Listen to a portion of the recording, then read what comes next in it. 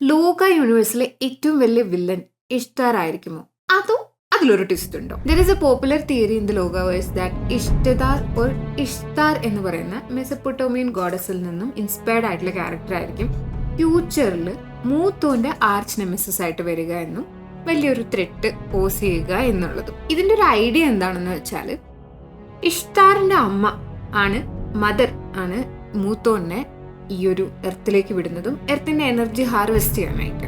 നമ്മൾ ഈ fantastic four സിനിമകളിലൊക്കെ കണ്ടിട്ടുണ്ടല്ലോ, എർത്തിന്റെ എനർജി ഹാർവെസ്റ്റ് ചെയ്യാനായിട്ട് ഒരു എക്സ്ട്രാ ടെറസ്ട്രിയൽ ബീയിങ് വരുന്നത്. അതേ ഒരു കോൺസെപ്റ്റ് പോലെ ആ ഹാർവെസ്റ്റ് ചെയ്യാൻ വേണ്ടി വന്ന മൂത്തോൻ പക്ഷേ മനുഷ്യരുമായി ചേർന്ന് മദറിന് എതിരാകുന്നു.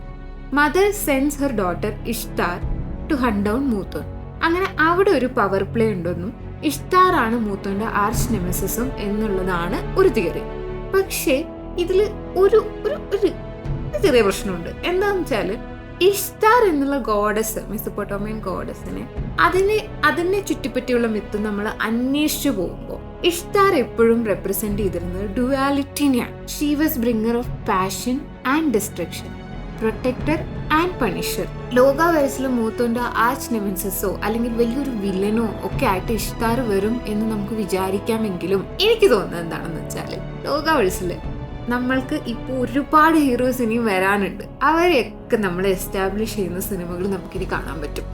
ഇപ്പം തന്നെ ചാത്തൻ്റെ സിനിമ അനൗൺസ് ചെയ്ത് കഴിഞ്ഞാൽ ആ സിനിമകളൊക്കെ വന്നു കഴിയുമ്പോൾ, കാരണം ഇവർക്ക് വില്ലന്മാർക്കൊന്നും ഒരു ക്ഷാമവും ഇല്ല, പെട്ടിയായിട്ട് അടുക്കി നാച്ചേപ്പേന്റെ കൂടെ വെച്ചേക്കുന്നതാണ് എല്ലാവരും. ഈ ഒരു ഇത് എസ്റ്റാബ്ലിഷ് ആയി കഴിഞ്ഞാൽ എന്താണ് ഉണ്ടാവാൻ പോകുന്നതെന്ന്, ഇത് തിയറിയാണ് കേട്ടോ, കോൺക്രീറ്റ് എവിഡൻസ് അല്ല.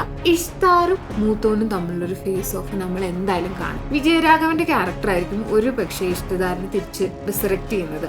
ആളുടെ കൊച്ചുമകൾക്ക് വേണ്ടിയുള്ള ഒരു ക്യൂർ തേടിയുള്ള പോകലിലായിരിക്കാം ആളെങ്ങനെ ഒരു കാര്യം കണ്ടെത്താനും പോകുന്നതും. ഒരു പക്ഷേ ഇഷ്താറിന്റെ റിസറക്ഷൻ ഈ ഹീറോസിന്റെ ഇടയ്ക്ക് വലിയൊരു ഡിവൈഡ് ഉണ്ടാക്കാനും ചാൻസ് ഉണ്ട്. Chandra is probably going to choose Ishtar over Moothon. അതിന്റെ ഒരു വലിയത് എന്തോ വരാനുണ്ട്. ചന്ദ്രയുമായിട്ടുള്ള നിശാന്ത് സാഗറിന്റെ കോൺവെർസേഷൻസ് എന്നൊക്കെ നമുക്ക് വളരെ ക്ലിയർ ആണ്. ഇതിലും വലുതെന്തോ വന്ന് ഇവർ രണ്ടുപേരും യോജിച്ച് ഒരു യുണൈറ്റഡ് ഫ്രണ്ട് ആയിട്ട് ഫൈനലി ആ ഗ്രേറ്റർ ഈവിളിനെ, വളരെ വലിയ ഈവിളിനെ തടയുന്ന ഒരു സ്റ്റോറി ആയിരിക്കും ഒരു പക്ഷേ ഈ ഒരു ഇഷ്താർ വേഴ്സസ് മൂത്തോൻ എന്നുള്ള കഥയെക്കാളും കണ്ടിരിക്കാൻ രസമല്ലേ. അതായിരിക്കണം ഒന്നും കൂടി രസമുള്ളൊരു കഥ എന്ന് എനിക്ക് തോന്നുന്നു. നിങ്ങൾക്ക് എന്താണ് തോന്നുന്നത്?